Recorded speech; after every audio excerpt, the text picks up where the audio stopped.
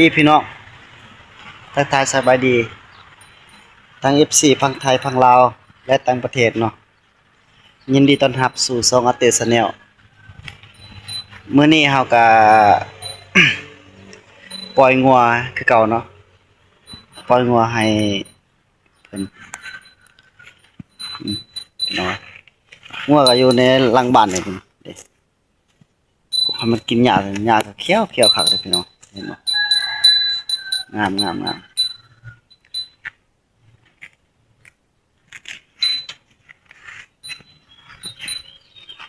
แดดกำลังออกมันร้อนแห้งพี่น้อง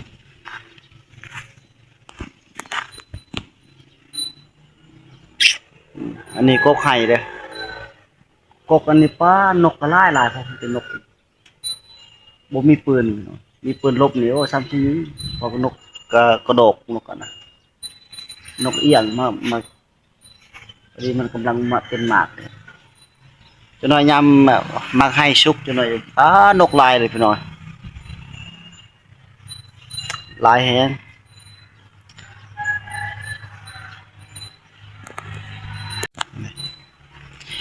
โอ้ยพี่น้องเด็กกินปอบ้า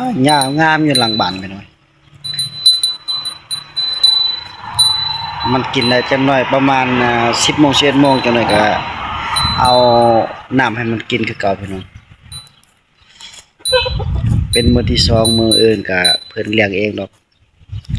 มื้อนี้ก็เพิ่นให้เลี้ยงมื้อที่วันเสาร์อาทิตย์ซื่อๆเลี้ยงก็ว่าบ่ได้ยากดอกมันง่ายๆเฮาไปนอนเฉยมันแม่นว่าสิคืองัวบ้านเฮาเด้องัวบ้านเฮาไปหาย่างอันนี้โอ้มัดปะไว้บ่ได้หญ้าหลายๆกับมัดปะมันกินเองมันดอกพี่น้อยเป็นเลี้ยงงัวมันคูดมันฮู้ดีกว่านี่เลี้ยงบ่ได้ยากบ่ได้ซ่า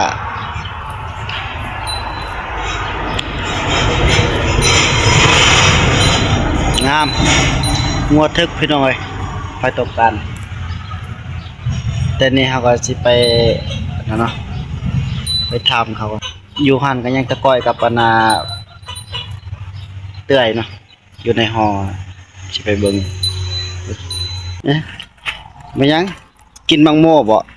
ไปนอนนี่แหละมื้อไหนกินมังโม่ก็บ่ส่วนเนาะโอ้ยจักส่วนเจ้าไปอยู่ไสนั่นน่ะเจ้าไปอยู่ไสมานี่ปล่อยงัวหัวให้หัวหน้าเพิ่น ดีแล้วเอาพี่ตามมาพี่น้องนอนเย็นนี่ แก้แล้วแม่นน่ะเสื้อวันเสาร์อาทิตย์ก็ยังใส่เต็มชุด มีใช้อันมุมประปะมันเสาร์อาทิตย์บ่ประจำการทหารตำรวจบ่มีวันเสาร์วันอาทิตย์ นั่นบ่ คนที่เพิ่นก็ว่าก็ใส่ตัวที่ยางมาซื้อพวกอยู่ห้องแอร์ห้องพัดลม บ่ไปที่เมืองบ่ได้ไปไสดอก ปีใหม่เขาบ่ให้ทหารไปใส่เขา บ่ให้ทหาร เรา ลิ้น เบี้ยบ่ให้กิน บ่ให้ทหารลิ้นสงกรานต์บ่ บ่ให้ดินสงกรานต์เกี่ยมพร้อมรับใส่ประเทศชาติบ้านเมืองอย่างสุดใจ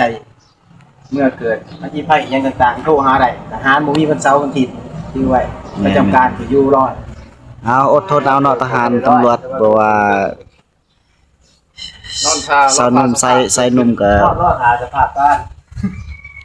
การขี่รถขี่รางคือเพิ่นว่าแล้วการขี่รถขี่รางลิ้นปีใหม่ก็ลิ้นให้ม่วนลิ้นให้เป็นเด้อพี่น้องเด้อให้บ่ให้ขับขี่เมามาแล้วก็ มีสติได้ มีสติเพิ่นว่าฮะ ฝากถึงพ่อแม่พี่น้องประชาชนแน่ เอา ขอฝากถึงพ่อแม่พี่น้องประชาชนแน่ เออ ดินสงกรานต์เพื่อทหารเด้อปีนี้มันคิดบ่ได้